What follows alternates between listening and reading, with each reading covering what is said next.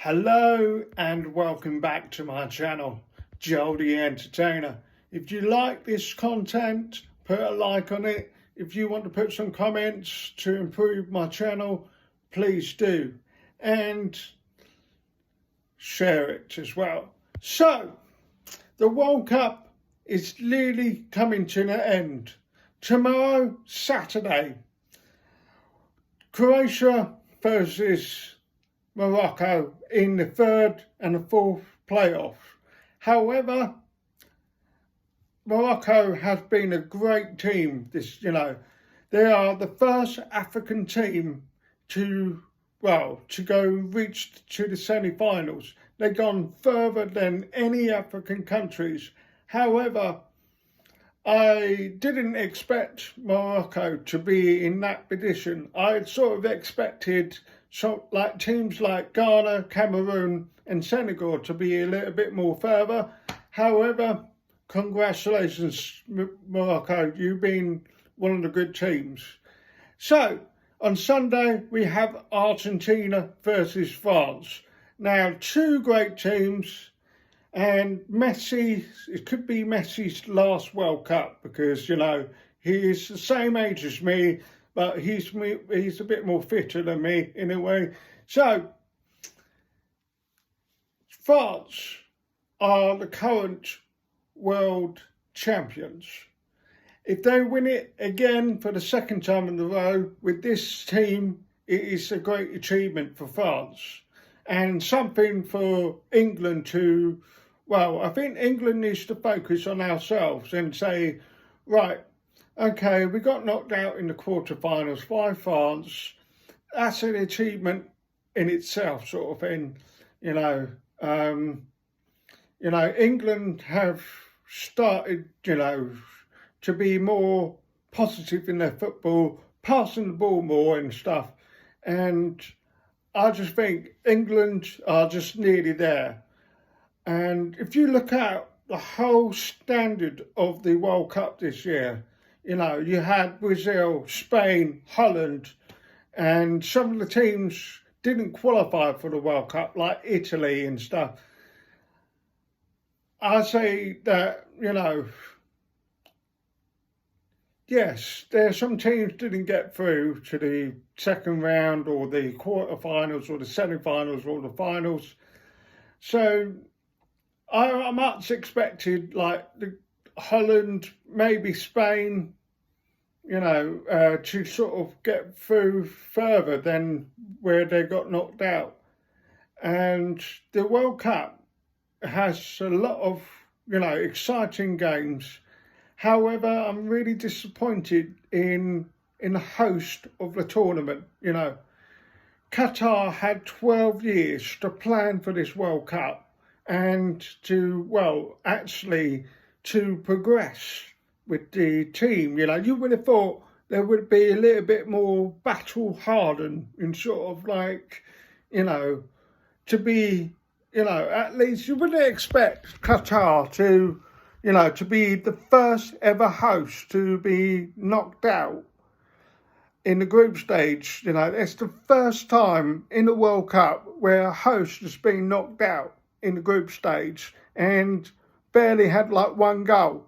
So, and didn't win any games.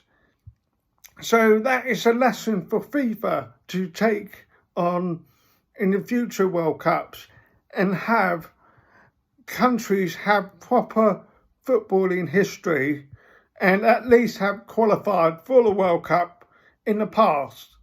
And, Qatar, okay, it's a small country, it looks like a nice country. However, it's too conservative. If you compare our conservative here to compare to their conservative, there needs some social issues that needs to be sorted out. However, I won't talk about that more. Anyway, the World Cup has been pretty good. If you look at, the standard of the players playing in the winter or during the peak season, the players look more up for it rather than playing at the end of a long, hard season in the summer. And the players probably look like, oh, I just want to rest, go to the beach and stuff and go on holiday. I think the idea of the Winter World Cup has been good in some ways. However, as a Chelsea fan and, the Premier League's going to come back again in 2 weeks' time, and you're just thinking, sort of like, it's a bit of a damper sort of thing.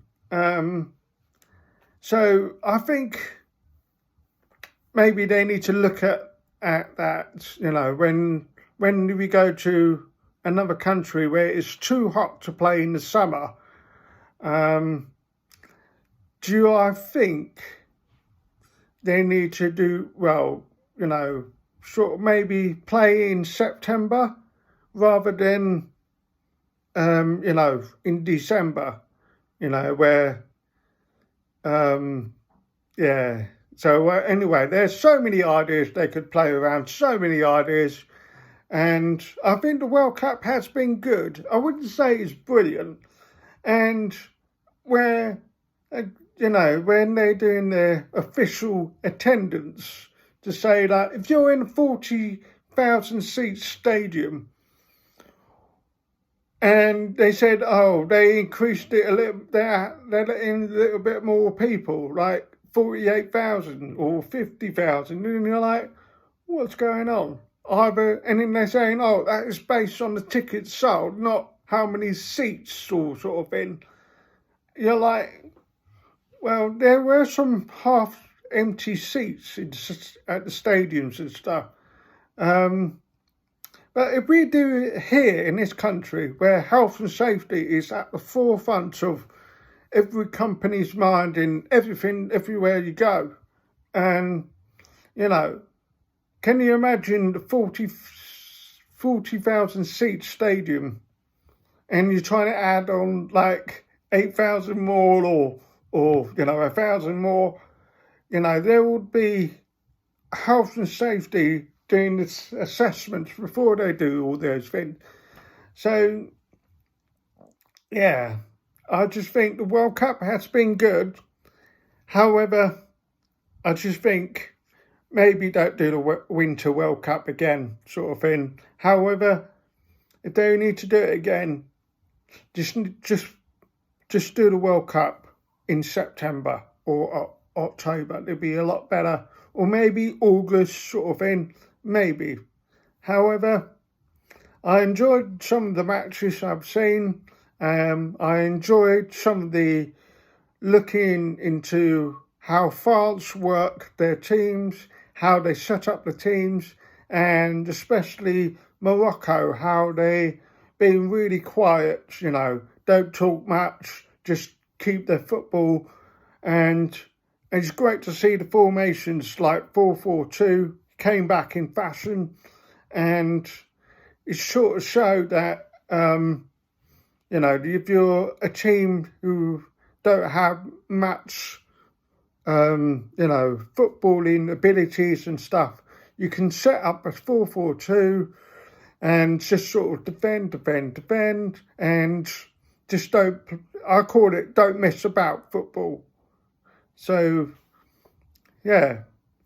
It was interesting. It is interesting to see how 4-4-2 will develop now.